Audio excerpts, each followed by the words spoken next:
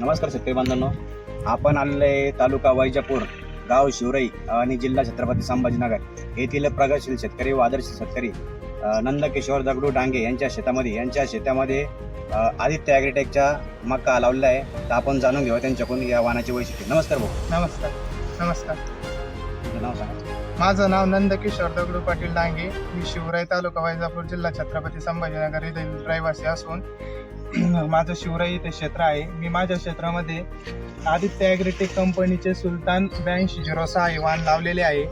या वाहनाची विशेषता अशी की ह्या वाहनाची प्लॅन्टिंग केल्यापासून तर याची जी जर्मिनेशन वगैरे खूप चांगली आणि ग्रोथ पण चांगली आहे. त्यानंतर याच्या आजाराला हे कमी बळी पडतं, जसे की आळी वगैरे याचा प्रादुर्भाव याच्यावरती खूप कमी प्रमाणात होतो.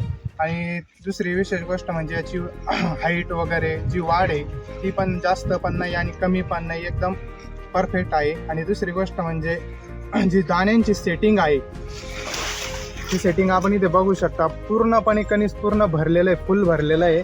आणि दाणे पण याच्यामध्ये दाण्यांची जी साईज ती मॅक्सिमम आहे, चांगले टपोरे दाणे आहेत. आणि मला तरी एकंदरीत हे वाहन चांगलं वाटतं. सर्व प्लॅन्टिंगपासून तर हार्वेस्टिंगपर्यंत, आता जवळ आलेलीची मका हार्वेस्टिंगला तोपर्यंत सर्व वाहन मला हे पॉझिटिव्ह वाटलं प्रत्येक याच्यानुसार.